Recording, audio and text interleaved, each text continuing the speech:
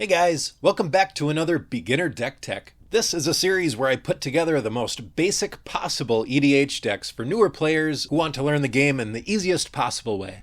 The cards and game plan are simpler than what you'll find in a Commander Precon, and although this deck prioritizes simplicity over power, this deck can still hold its own and it's a lot of fun to play. Alright, we have Uril the Miststalker for 2 red, green, white. It's a legendary creature beast, 5/5, with hexproof, which means it can't be the target of spells or abilities your opponents control, and Uril gets +2/+2 for each aura attached to it. An aura is an enchantment that's attached to something else. Older cards didn't say aura on them, but they are still auras. If it's enchanting something, it's an aura. So, for example, if we enchant Uril with Mythic Proportions, enchanted creature gets +8/+8 and has trample, and Uril gets an additional +2/+2 from his own ability, then Uril becomes a 15/15 hexproof trampler. We're trying to win the game with commander damage, a rule that says a player that's been dealt 21 or more combat damage by the same commander over the course of the game loses the game.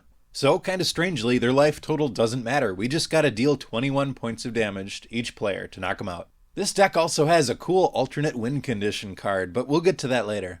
Let's quickly talk about our defense. We have 6 cards for 1 and 2 mana that have Death Touch. Death Touch means any amount of damage this deals to a creature is enough to destroy it. So for example, if they attack with a 4/4 and you block with this little Death Toucher, your 1 damage will still be enough to kill their creature. And Reach allows these ones to block creatures with flying. These Death Touchers are going to make your opponents at least think twice before they attack you. Next, we have 7 cards that draw you cards when you cast an enchantment or aura. There's 43 enchantments in the deck, so this should keep a constant stream of card advantage. Just keep in mind that 5 of them trigger off of any enchantment entering the battlefield, which includes, kind of strangely, 3 of your creatures that are also enchantments, and 2 that trigger off of just auras, but that's still like 40 cards in the deck. Now let's talk mana ramp. Mana ramp is anything that gets you ahead on mana. It allows you to cast bigger stuff sooner, because we want to get Uril out as soon as possible. Aside from Soul Ring, which is too good to not include, all of our ramp is done with auras, because it's synergistic with the deck. All these cards enchant a land and make it tap for more mana than it otherwise would. These 7 enchant land auras are backed up by 2 creatures that untap target land. So if you've got a land producing 3 mana a turn, and you can untap it once a turn with these guys, well, now you're producing 6 mana a turn with this one land. That's pretty sweet. Do note that you want to put these enchantments on a forest instead of just any land so that Arbor Elf can use them. But if you don't have a forest, just cast it. Put it on whatever. You need to get ahead on mana. Now for the exciting part of the deck, what are we going to enchant Uril with? We're going to look at all the auras we can put on him, starting from the least interesting to the most exciting. And I want you to keep in mind that Uril is getting +2/+2 for each aura attached to it, in addition to whatever the aura says. Knight's Pledge, Oaken Form, and Hardened Scale Armor are as boring and basic and frankly bad as it gets. They're here because they're simple. Blessing of the Nephilim, enchanted creature gets +1/+1 for each of its colors, so on Uril that's +3/+3. This one's actually good. For 1 mana, that's pretty good. Goblin Warpaint and Swashbuckling both give enchanted creature +2/+2 in haste, meaning it can attack the turn you cast it.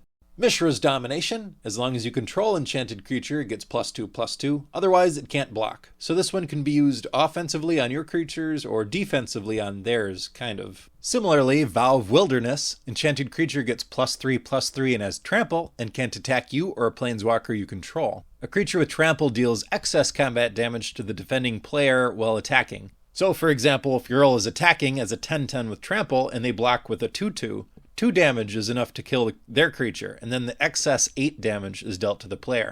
Angelic Gift, Griffin Guide, and Armored Ascension all give enchanted creature flying. A creature with flying can't be blocked except by another creature with flying, or reach. Quick note, Armored Ascension gets +1/+1 for each planes you control. Some of your dual-colored lands are planes, and some are not, so just watch that.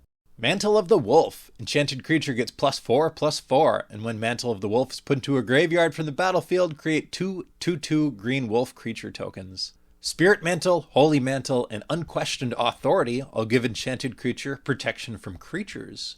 First, that means they won't be able to block Uril at all. Second, if Uril blocks their creature, Uril takes no damage from their creature. Both protection from creatures and flying is the primary way this deck gets around your opponent's creatures, dealing Uril's damage directly to your opponents. And if I wasn't clear about it before, trample is the other way we push through large amounts of damage. Epic proportions, prodigious growth, and mythic proportions all make your creature huge and give him trample. Epic proportions also has flash, which is a neat trick that allows you to cast it at instant speed anytime you could cast an instant. That means after they've already blocked, you can then cast this before damage is dealt to their creature. And surprise, or you get an extra +7/+7 in trample. The other trick we have with Flash is Indomitable Might. Enchanted creature gets +3/+3, and enchanted creature's controller may have it assign combat damage as though it weren't blocked. Same thing, they block it, and they think they're safe, and then it gets an additional +5/+5, and it goes straight to their face. Note that Uril is still considered blocked, so their blocking creature will still deal damage to Uril, but Uril will not deal any damage to the blocking creature, because it's dealing it to the opponents instead. Wormweaver Coil, enchanted creature gets +6/+6, and you can pay green, sacrifice Wormweaver Coil, create a 6/6 green worm creature token. Why would you want to do that? Well, sometimes Uril dies in combat unexpectedly, or they manage to kill him even though he's got hexproof and he's really hard to kill. Sometimes he dies. This just lets you get a little bit of value off him before he goes. Unflinching Courage and Armadillo Cloak, functionally identical cards almost. Enchanted creature gets +2/+2 and has trample and lifelink. Armadillo Cloak is worded in a way that is not technically lifelink, but it does exactly the same thing.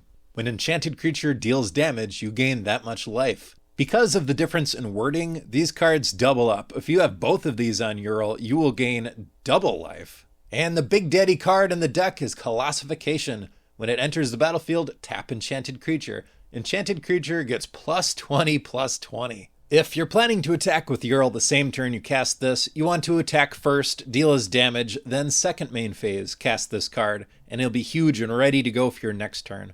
And that's it for the auras. Earlier in the video, I mentioned we had an alternate win condition card, and that card is Miles Aria. For red, green, white, it's an enchantment that says, at the beginning of your upkeep, put a +1/+1 counter on each creature you control if you control a creature with power 5 or greater. Then you gain 10 life if you control a creature with power 10 or greater. Then you win the game if you control a creature with power 20 or greater. How cool is that? Uril triggers the 5 power thing without any enchantments. And then it's pretty darn easy to get him to 10 power, and definitely doable to get him to 20 power. I'm going to give this the funnest card in the deck award, because this is just a really cool, unique card. Now, every deck needs a way to deal with your opponent's creatures, aka removal. And all of our removal is basically functionally the same. Once you understand one, you'll understand them all. Enchanted creature can't attack or block, and on some of them, its activated abilities can't be activated. So, for example, if you put it on Samut, he would still have the keywords, he would still give other creatures haste because that's a static ability, but he would not be able to activate that last ability. Anything you have to pay mana and or tap to do, you can't do. Also note that triggered abilities like this do still work. And don't forget, these are auras, so these trigger your draw effect cards. We also have 2 board wipes. Winds of Wrath destroys all creatures that aren't enchanted, and Single Combat. Each player chooses a creature or planeswalker they control, then sacrifices the rest. Players can't cast creature or planeswalker spells until your next turn.